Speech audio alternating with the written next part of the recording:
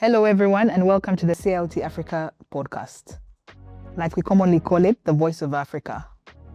And with me in studio today, we have Mr. Nlaliban Wujangi, who is a fellow of the Chartered Institute of Logistics and Transport. And I'll give him a minute to just briefly introduce himself. Oh, thank you very much, Melody, and good evening.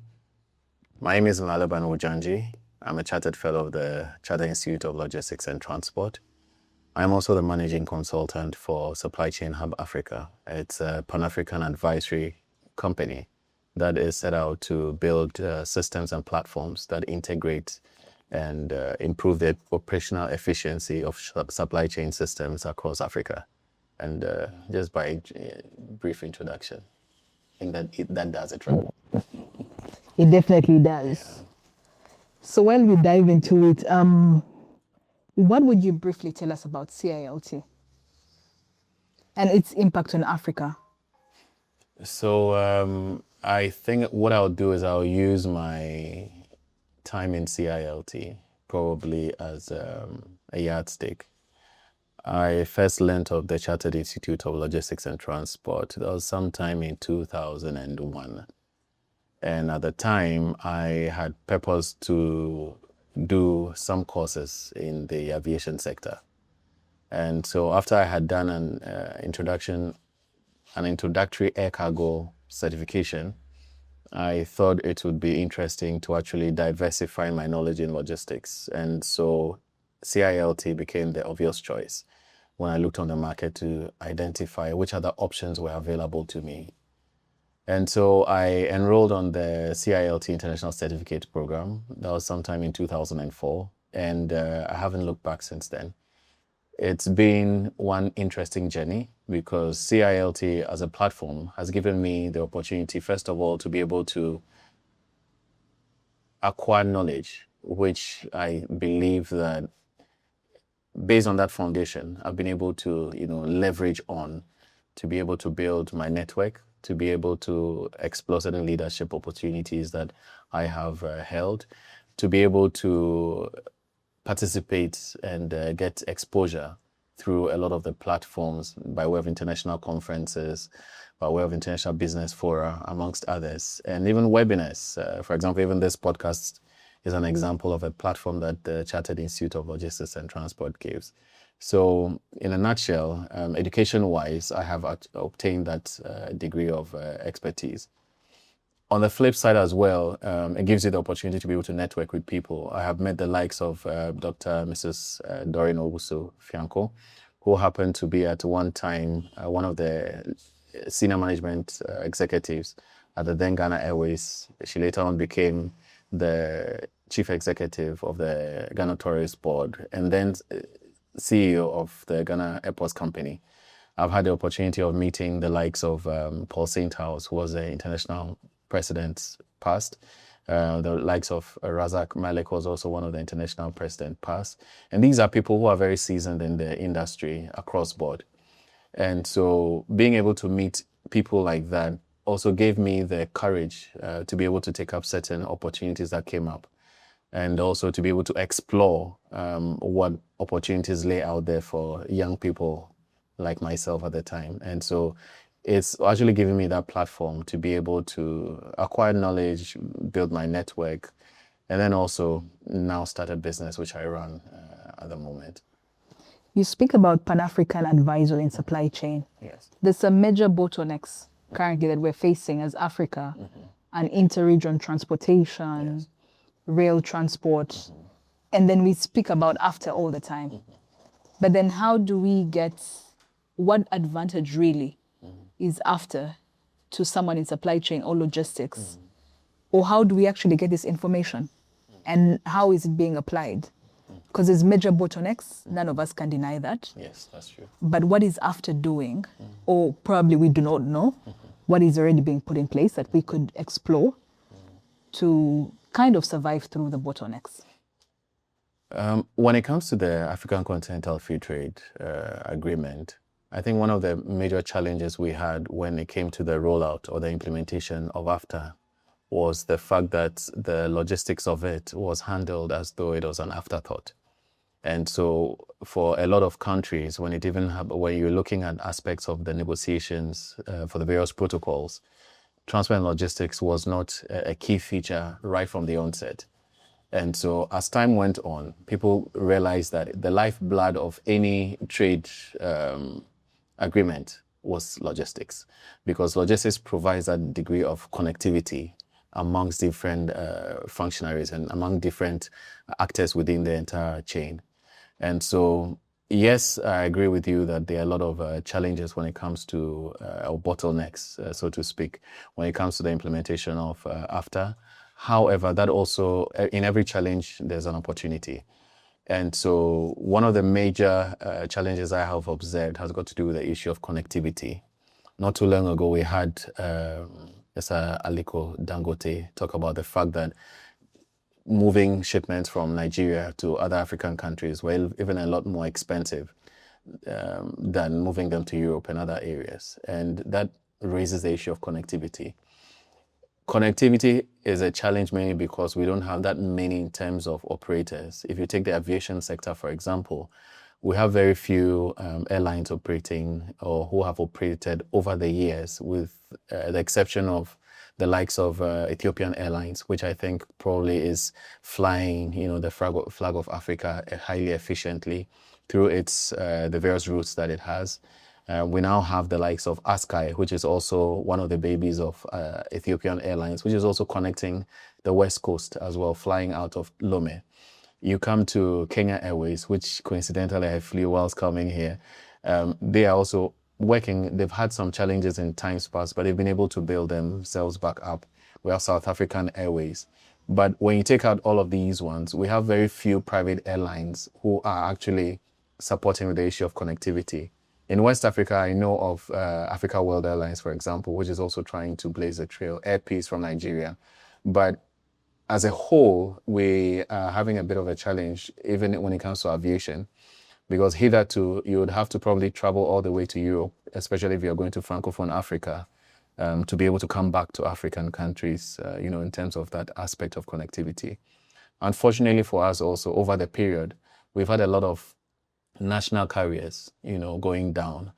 And when we have a situation like that, it's very difficult for us to be able to get a lot of our exports also to happen. And so connectivity in the aviation sector, for example, is one aspect of it. And talking about AfTA, it's a three-pronged thing as part of the Africa Union's agenda. So we have the African Continental Free Trade Area, which is supposed to provide that platform for trading amongst Africa. And then also we have the single aviation air transport market, which we don't talk that much about, but I'm aware that in Lome, in a couple of weeks' time, there's going to be a meeting where further deliberations is going to happen for us to look at how best we can leverage on the aviation sector as well.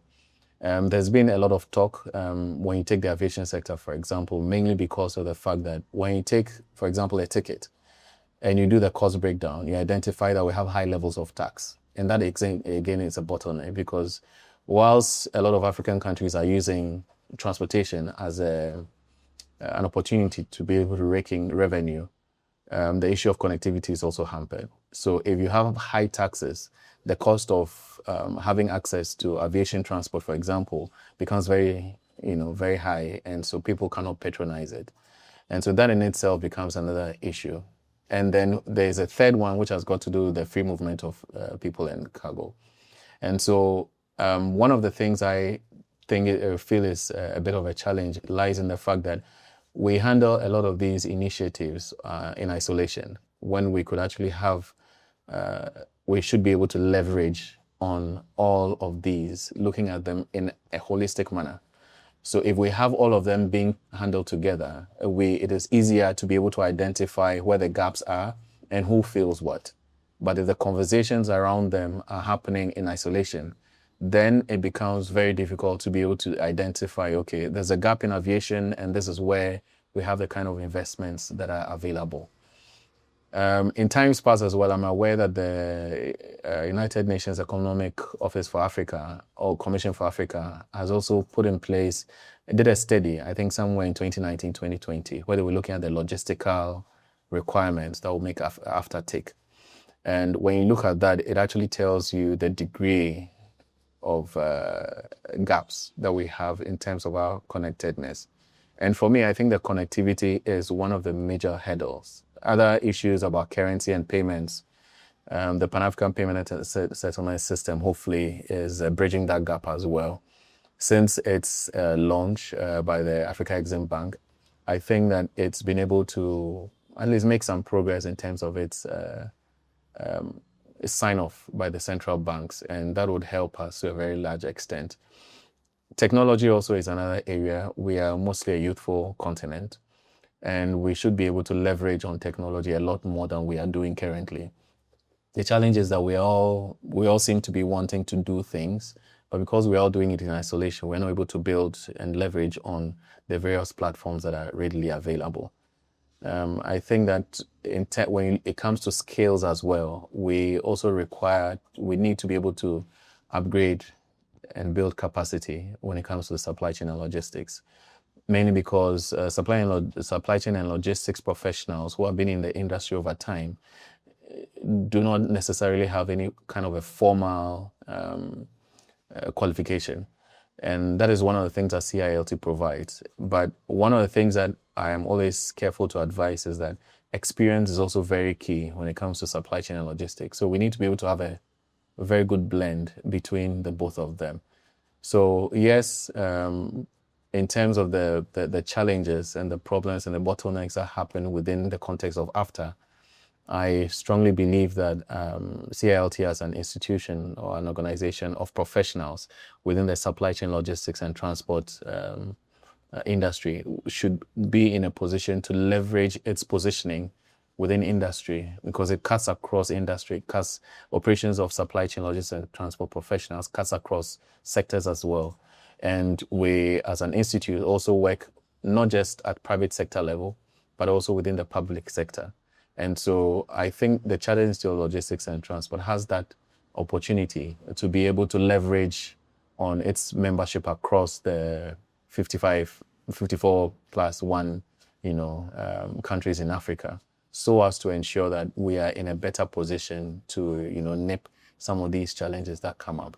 And the beautiful thing about CILT also is that we are global. Since 1990, we've been growing, and we're currently operating in over 100 countries, which means that we can actually leverage on, and leapfrog on experiences that have been chalked from other countries as well. Australia has been in the mining sector, and so there's a lot we can learn when it comes to transport and logistics. You look at UK, the train and railway sector. You look at China, the road and belt. There's actually a lot out there that we can leverage on. And so the network within CILT provides us with that opportunity to be able to tap in and then acquire that knowledge for ourselves to nip some of these challenges that we've identified in the bud. I love that you actually brought up the UK and the train systems with Europe. Should we look at rail transport as one of the fallen angels Africa should run away from? Or is it something that actually can still be looked at? Because if you look at the realities, yes, is transport expensive? It definitely is, but there's ways we can create corridors. Or is this something you do not think could be practical for Africa as a continent? So in terms of corridors, I think that's one of the things that in times past we haven't really looked at. We've always looked at our individual activities, and we look at the individual countries, and we believe that we should be able to iron out our own issues. But I look at some of the corridor, the work that is ongoing, for example, in the Abidjan-Lagos corridor, you observe that it is a lot better for us as Africans to develop a lot more of the corridors than working in isolation. Because what that does is that it enables us to have a better connectivity when it comes to road and rail transport. Rail transport, for me, is one of the areas that we haven't really invested that much in. And if you look at Africa's transportation systems, you'd observe that a lot of the designs that were done in the colonial era and what we're even building on now were systems that were designed to export raw materials from Africa, not necessarily to connect Africa. And so the more we continue to build on what already existed, the more we continue to take out a lot of the things that, the raw materials that we hope to add value to. And so the corridor system actually enables us to be able to look within ourselves, identify what is available to us, and then connect each other. If you look at the Trans-African road transport system that was designed sometime in 1971, you'd observe that even though that system has been there all this while, the infrastructural development has not really happened that much. If you look at the railway system as well, and all those maps are actually available, readily available through research and other things, you'd observe that a lot of the networking systems have not been worked on. Railway is one of the areas, one of the modes of transportation that can help us with transporting of bulk consignments. And so I encourage the development of railway lines. But the other thing also about railway is that we have some countries using the standard gauge system, and you go to another country, you realize that it cannot interface because the railway gauges are also different. Yeah. And that is the reason why it's always very important that we sit together as Africa, have these conversations on an African platform, and then be able to decide and influence decision-making as to what will be the best path for us to take as a continent. And I think that is one of the things that the CILT Africa Forum hopes to intend, because it's a gathering of industry professionals across Africa with an interest to identifying the bottlenecks within Africa's supply chain systems and then preferring recommendations to suit the African challenges, that we are actually encountering. So yes, railway in itself has its own advantages. The initial investment, yes, may be expensive, but I believe that if we're able to build a synergy amongst countries in developing corridors, it makes it a lot easier than having one country have to bear the entire cost. And that is what I think to a very large extent would help us when it comes to the railway sector as well. There's a common issue we have with most of these long-standing professional bodies, where there's courses, but really, just like you spoke about the systems that were made really pre-colonial, planned. Are the systems and modules we're being taught right now, are they up to date? Are they actually applicable? And I understand very well, I'm not asking you this question as an authority from CILT, but as a fellow and a member who's actually either benefiting or exploiting some of these courses, do you think they're really up to date with, I would speak about Gen AI, about green energy and the sustainability? Yes. Because some of these things we speak about, like we're speaking about railway, we're speaking about corridors, but sometimes it needs to come from within us. Yes. So is CILT actually bringing out these courses, or are these forums actually discussing some of these key issues that can be resolved? Or are we also still working in a pre-colonial method? So to a very large extent, I think we have kind of followed the status quo. Year in, year out, we identify an area that probably has caught a buzz, and then we follow suit. But I think over the past couple of years, we've seen a situation whereby the themes for the various Africa fora seem to be gradually changing, not necessarily at the rate that one would expect, considering the evolution of supply chain systems and corridor development and technology across the world. If for nothing at all, COVID taught us a lot. And by virtue of that, a lot of our initiatives should also evolve into what exactly is required today. When you look at issues of, for example, sustainability, we need to be able to build a lot more our curricula in that light. I am aware that CILT has, over the past year or so, been reviewing its training curricula. And one of the things that CILT encourages is that even though we have the general curricula, at the delivery point, it should be localized and upgraded to suit the needs of the country in question, and then also the student populace within that area. And so generally, the current curriculum may not necessarily be targeted and be able to meet those needs. But I think that at the country level, we need to be able to also provide that feedback that is required to build the curricula in such a way that it helps. During the period of COVID, I remember President Razak Malik and Keith Newton actually initiated what we refer to as a webinar series. And we had a lot of insightful webinars on sustainability, on digitization, amongst others. And that is where, supply chain systems are going now. Because today we no more look at the hero kind of logistics and transport, And when you say hero, we're looking at it in terms of you get up one day and then you know that you are the one going to feature, you're the one going to provide solutions. We need to be able to develop systems in such a way that they provide for themselves. And so I believe that hopefully in the near future, we should have a lot of that. But for us also, for example, Supply Chain Hub is looking at developing or updating a lot of the competence frameworks so that we use that as a basis to transfer knowledge so that the knowledge is relevant, one, to the organization to prepare staff for the next level of their careers, polish skills at a particular level, and then also encourage and build the C-suite level knowledge base in issues of sustainability, technology, like you mentioned, artificial intelligence. Because with all this technology, if, for example, you don't know what you're looking for, you cannot use artificial intelligence. And if you're looking at machine learning is just telling you that it is learning, it needs to know and understand what you are doing as an individual. And it helps, improve, make it efficient.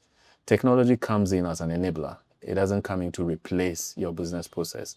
So if your business process in itself is faulty, obviously to just amplify what you're already putting in there.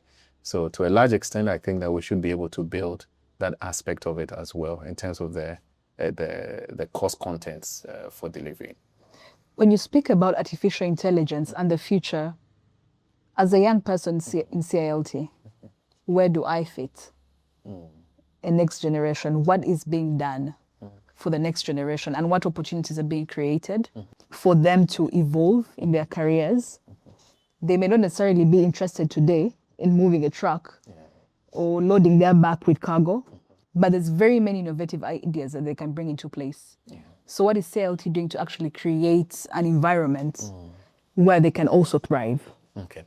So over the years, we have, I say we because I, in times past, held the position of regional chairperson for Africa. And at the time, we had initiated certain activities. For example, we were encouraging young professionals to actually get into entrepreneurship.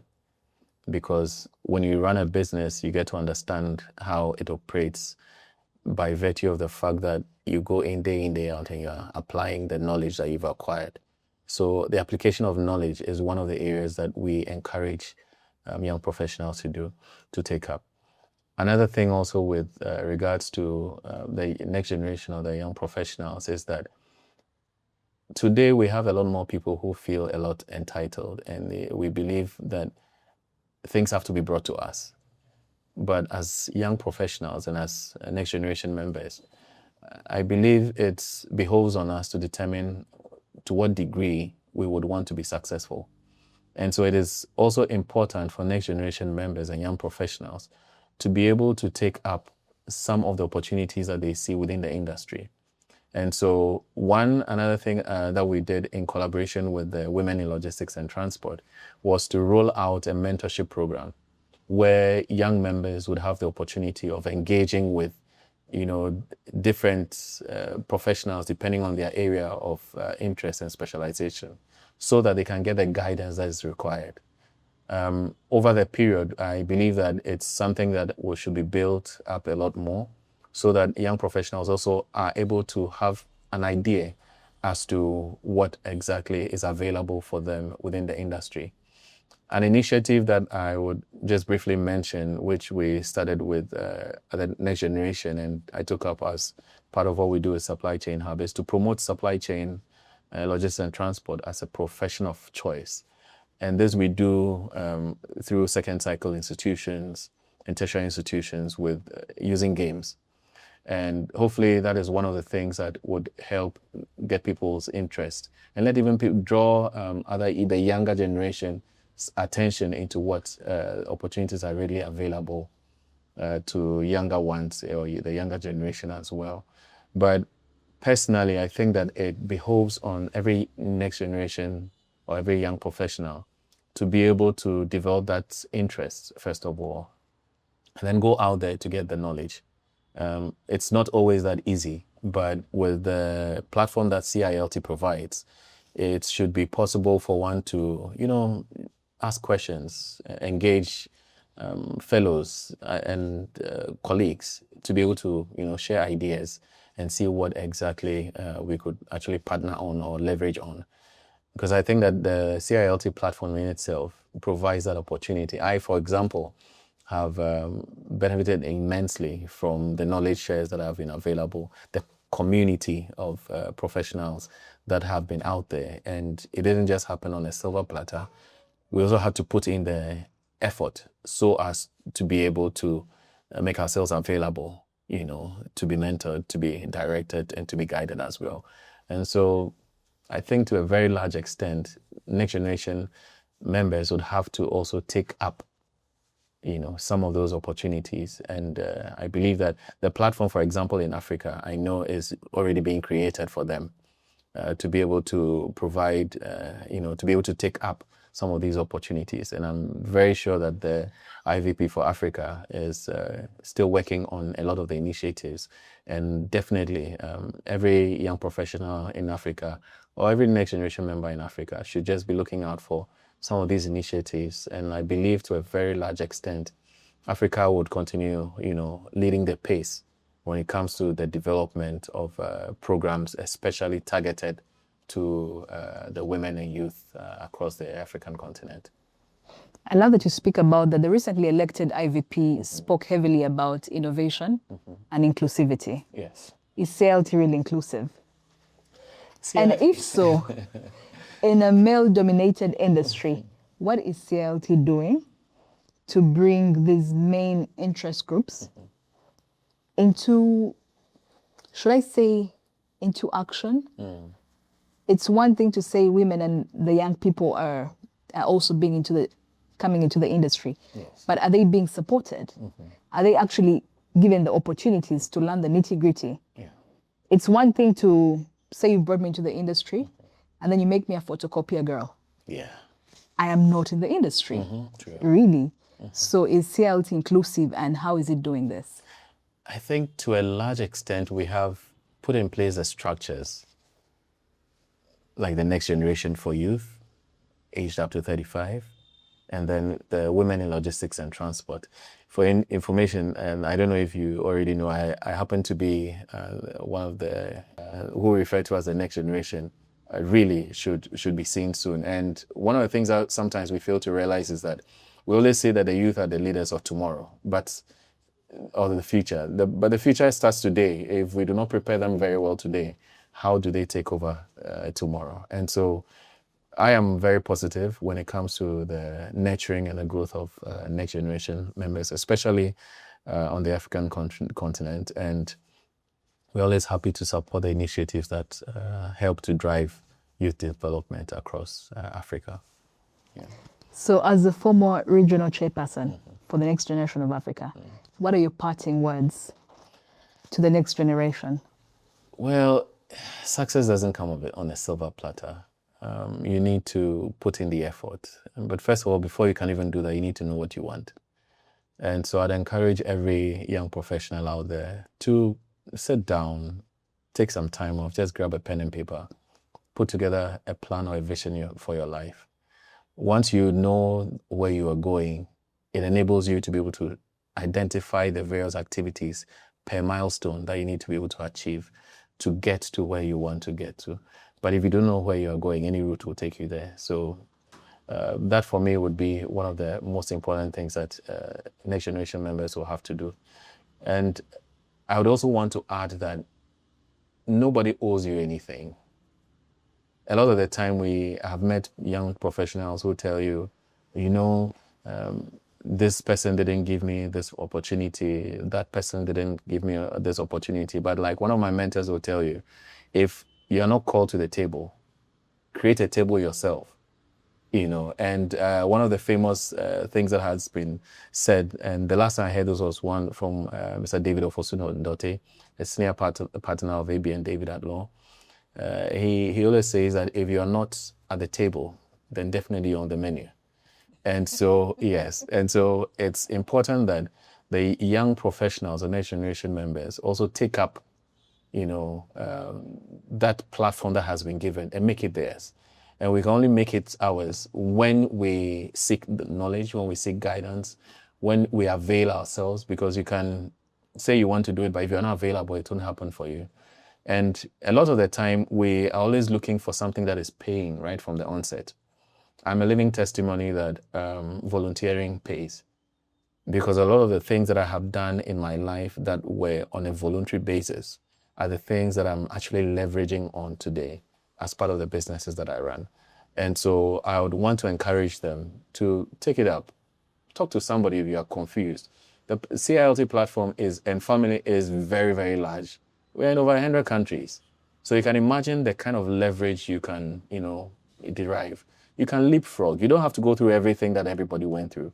The experiences are there for you to be able to tap into. And so for every next generation member out there, you can do it, and never let anybody look down upon you because of your age. The sky, they always say, is the limit, but I think it's just the baseline, Yeah. The sky is the baseline. You just take it and then you leapfrog from there, and you can do it. Thank you so much for your time, Mr. Nlaliban. It's a pleasure. And to all our viewers, thank you for staying tuned as we keep on to discuss different ideas, discuss with experts. We look forward to your feedback and see you next time. Bye-bye.